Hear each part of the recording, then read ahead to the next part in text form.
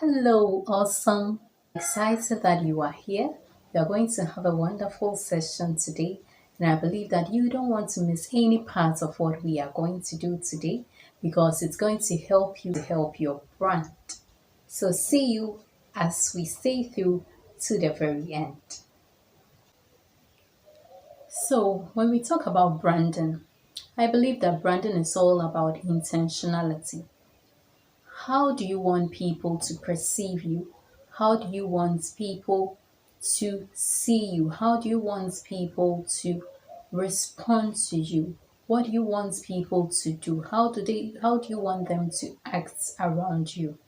So that intentionality or being in control means that you should be able to do certain things in order to receive that response that you want from the people around you. So those are the elements that you put in place in order to ensure that you get people to do what you want them to do. The whole essence of branding is to get what you want to be done.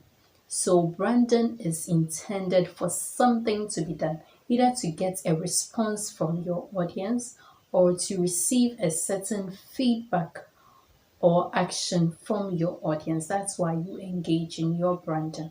So the elements that you undertake during branding include your visuals. And when we talk about your visuals, anything that people will see about you in order to do what you want to be done. So from your logo, from your colors, your images you use, your photos, your videos you create, anything that people will see about you, this creates a certain persona for your business. So it creates a certain mental picture of a person for your audience. You also have the voice for your brand. So all that people will hear about you, would hear you say, would hear your business say to them, also creates a certain impression for them. And this creates what we call a personality because it builds a certain emotion in your audience. It enables the audience to feel a certain emotion or feel a certain way towards you. So this creates a personality for your brand, and it is this personality that your audience will be able to relate to based on the way that you speak to them, based on the content that you give out to them. They would be able to respond in a certain way. So your voice has to do with your tonation, your language, your vocabulary, your choice of words, your phonetics, anything that has to do with they hearing you, speaking to them, and they hearing you. It is embedded in the voice. We also have your user experience, and your user experience, it becomes a testimony, it becomes an evidence of your ability to do what you say you can do. So if you say you can do something, you expect your audience to give, or your users to give that feedback that you're actually doing what you claim to do. Besides that, you also have your system, you have your strategy, and you have your structure. So you have a certain strategy that you are going to use in your business. So whatever strategy that you adopt, you use it to build systems in your business. You use it to build structures in your business. And this would also be able to grow the business. The structure is aimed at enabling the business to grow. So you can also make use of all other senses that you can think of, like the sense of touch, the sense of smell, as well as the way that it feels even in the hands. So how would your product feel in the hands of your audience? How it smells, the ambience of your shop, all these can create a certain brand for you. People fall in love with it. People see it consistently and it creates a certain impression in their minds so that they can take the action that you want them to take. So that is it about using these key elements to create a brand for yourself. So we want to talk about the greatest brand that has ever existed. This brand came to life over 2000 years ago and it's still vibrant. The brand is still selling. The brand still attracts more people every time. It never goes out of time. So, what is so unique about this brand that over these years, so many years, it's still in vogue, it's still booming. So, we want to learn about this brand and see how we can apply it in our businesses so that our businesses would also excel. So, when we talk about the brand called Jesus, we can look at the entrance of the brand, how the brand came alive. We know that before Jesus Christ was born, he was prophesied way before he was birthed. So in Isaiah, that is in the Old Testament, it was prophesied that a Messiah would be born. The place that he would be birthed was also said, was also mentioned, that is Bethlehem. So we see that long before Jesus was actually birthed, there was an announcement and there was a prophecy that came before the actual coming of Jesus. So every brand that wants to start needs to let people know about the brand even before you start. You have to let people hear about you and create a certain expectancy, create a certain awareness of the coming of your brand. You create a certain suspense that people are interested in the brand even before you actually begin selling. So it's important for you to let more people, as many people as possible, know that a brand is coming into existence. These are the people that you are going to attract your smaller group from. You are going to attract your customers from or your buyers from. So in today's era, for you to create awareness, you can use flyers, you can use posters, you can use announcements, you can use advertisements, you can use social media for more people to know about a brand even before it comes into existence. So we see that before Jesus Christ came into existence, we see that he is talked about and he is prophesied about. We also realize that God had a certain plan in place. He had a plan in place even before Jesus was birthed. He knew where he was going to be born. He even knew that he wanted to use the line of Abraham through David to birth Jesus Christ. And everything was planned before he actually came into existence. So before you begin your business, before you start your business, you need a strategic plan. You need a plan of how you are going to launch your business. You need a plan of your clients, how you are going to attract them. You need to know how your staffing would be. You need to know everything that you will do in your business. So having a strategic plan in place for your business is very important. You can do this by setting goals for your business. You can use goal setting to set strategic goals and know what actually would go into the goals in order for you to realize them. So it's important for every brand to have a plan in place in order for you to excel in your business. We also realize that God had a particular place in mind. We see that Jesus Christ was born in Bethlehem, and Bethlehem is considered as the least among the Judea. And even with this, we realize that even though this lowly place, even there in Bethlehem, he didn't even find a place. He didn't find a luxurious place. He was actually born in a manger. And when you compare this to businesses, we realize that most businesses, this is how they start. At the beginning, it might not look so rosy. It might not look so flamboyant. Businesses might start and they might start small And it's important for you to also start small so that you learn and you grow through the process. If you start big, you start with huge amounts of capital, but you don't know how to manage the capital. You don't know how to manage the resources. You haven't gone through the mill. You would not excel. So every brand needs to grow along the way. Every brand needs to be nurtured in order to excel. So we see that this actual place that Jesus was birthed is very symbolic. He's also symbolizing something here. Even we are going to the next phase, which talks about his existence. We realize that Jesus came on earth for a specific purpose. He came on earth because man had sinned and fallen short of the glory of God.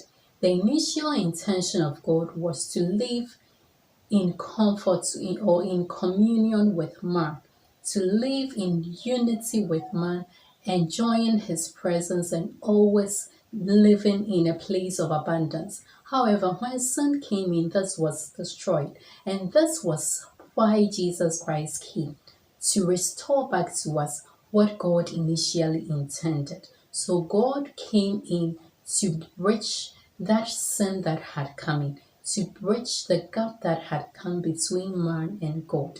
So we see that Jesus Christ comes in to symbolize something. It shows the lowly state that human beings have fallen to. Human beings have fallen to a place that is not glorious anymore, to a place that is low, to a place that is below even man. Yes, but that is where God is taking us from through Jesus to a place of esteem. So we see that symbol being used here from that lowly place of birth into a glorious place, which is heavenly. We also realize that through his life, we see that he is given the name Jesus, and this even means he is here to save us. Jesus, the Savior of mankind. So, his name even symbolizes something. So, for every brand, your name is also very important. What does your name say? Which group of people is your name calling? When your name is mentioned, what do people think of? So every brand needs the name in order to speak and attract its customers. So Jesus Christ also had a peculiar name which also spoke about who he was and also spoke about the very people that he came for.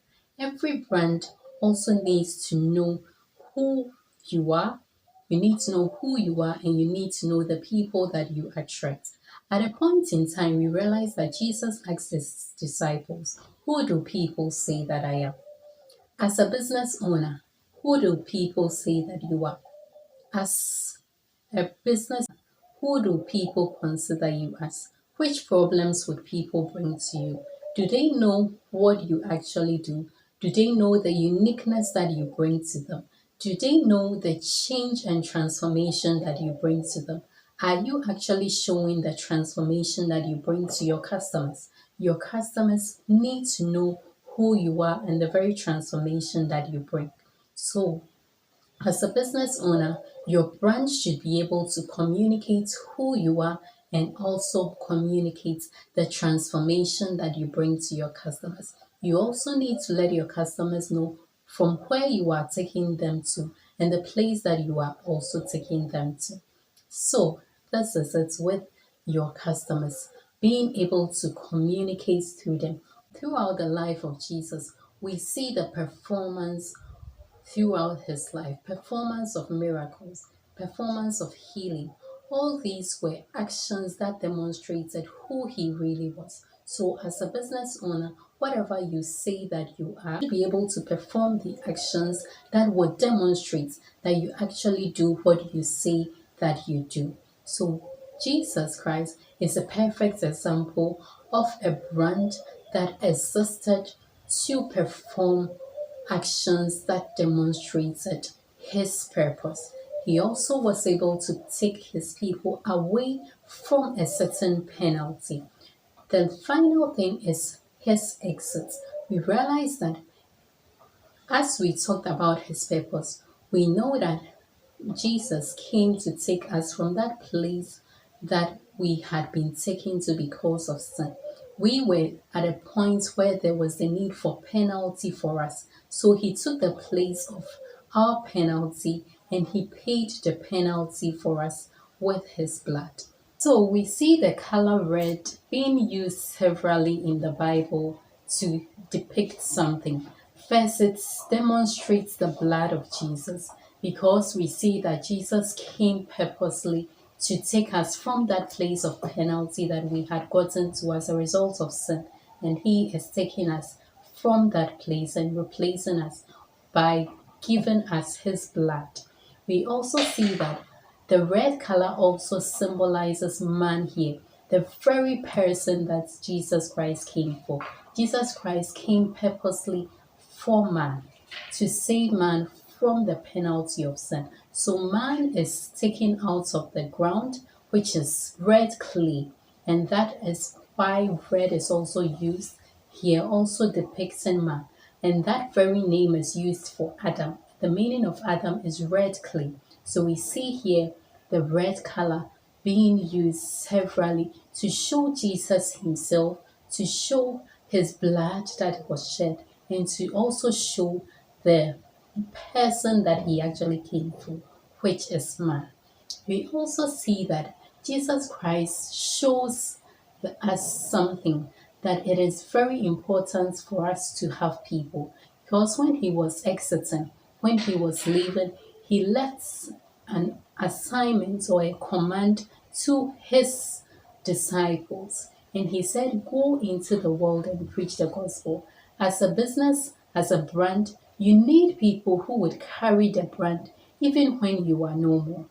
If you build a brand just around you and you don't have other people to push the brand, one, the brand cannot go as far as you want it to go to, and two, once you are no more, then it means the brand will cease to exist.